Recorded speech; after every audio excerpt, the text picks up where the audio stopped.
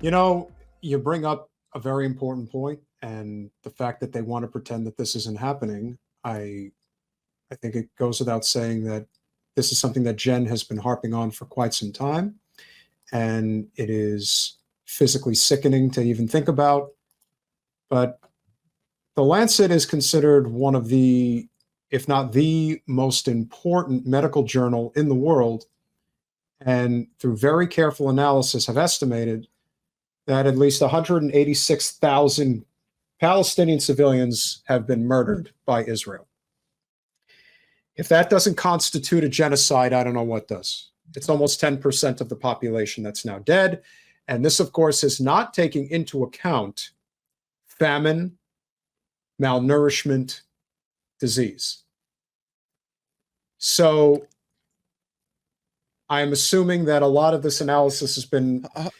Hey, I'm so sorry. Bring up your boy. You don't like my music here. I just want to.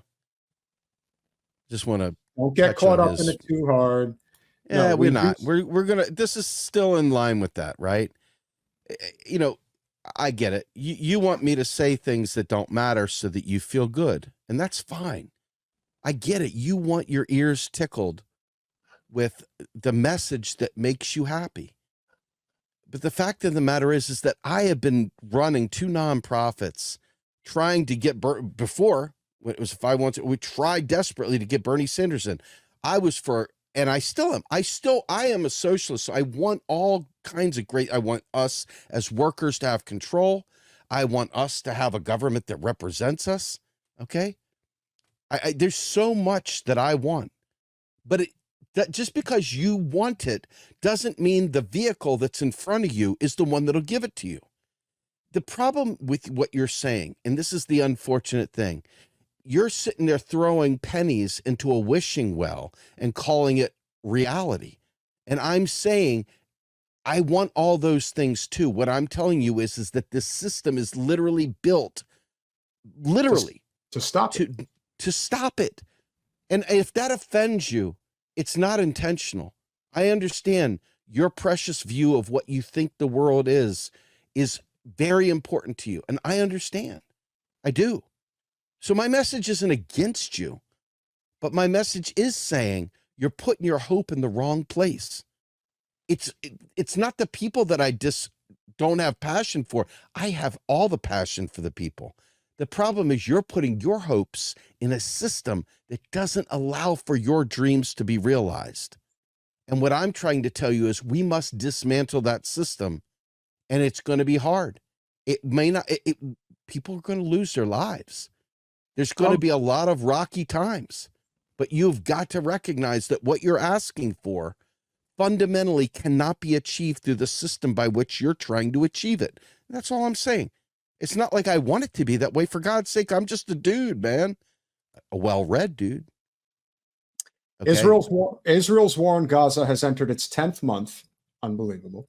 As the official Palestinian death toll has reached nearly 38,200 that we've been told. But a new report in the British medical journal Lancet estimates the actual death total could be 186,000 or higher. That's roughly 8% of Gaza's population. The report looks at how war leads to indirect deaths due to shortages of medical care, food, shelter, and water. I think it goes without saying, which you've been saying for a long time, the system is going to break. It's going to happen. When it happens, I don't know. But I feel that because the thumbing of the eye is so blatant now. Blatant, yes. Fact is, this could have all started back in 2016 if Bernie was willing to be a martyr. He wasn't. If Bernie was willing to be a martyr, which is what he said, I wanted a political revolution, as long as it's nice. But political revolutions are not nice. No, they're not. No, they're not. This is why I laugh at people who are constantly looking out for the Russian boogeyman. The Russians are 1,000 times tougher than we are. If you had even had an inkling as to what the Russian people have had to suffer with for hundreds of years, you want to talk about famine? I mean, listen, Stalin was a bigger bastard than Hitler was. There's things that people, well, what he did to his own people, that's indisputable. And so I look at these circumstances where you always want to say, these people are bad, those people are bad. We're bad. Our country's bad. And the hardest reality that people don't want to wrap their heads around is this idea that the people that we think are leading us are actually not. They're hurting us for their own personal gain. I can see that with my federal representative because people know that Wasserman Schultz is damaged goods 10 times over. There's a lot of other people that run this country too that are just as bad, and some are worse. Our senator's Rick Scott. That guy literally is a murderer.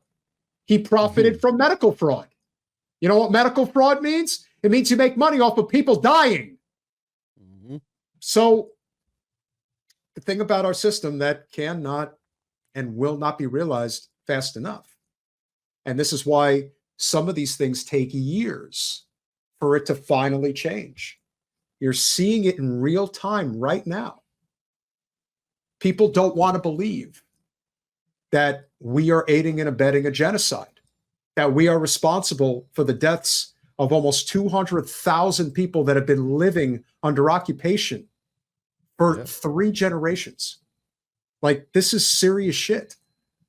And I take really strong offense to it because I know people like this. I have people in my family that are like this, that believe in Zionism and believe in Jewish superiority. Okay. That's, I disagree with it. You can believe what you want, but when you start doing what they've been doing to the Palestinian people, oh no, there cannot be any tolerance for it. And the fact that what's going on with Biden right now, they can't even bring it up. Their attitude is, well, Trump will make it worse. Maybe he will, maybe he won't.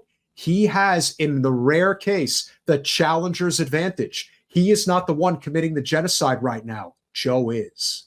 Yeah. That's the difference. Trump can say, we're totally going to kill them all. Get me in there, and I'll be even worse than Biden. I will totally kill everybody. Doesn't matter, because it's just words. He still has to be in there, and he still has to execute that plan. But the amazing thing, ladies and gentlemen, about Trump getting in there again is that the second he takes that oath on January 20th, 2025, all of a sudden everybody on the Democratic Party side will be calling for the liberation of the Palestinian people. Yeah. It's that fast.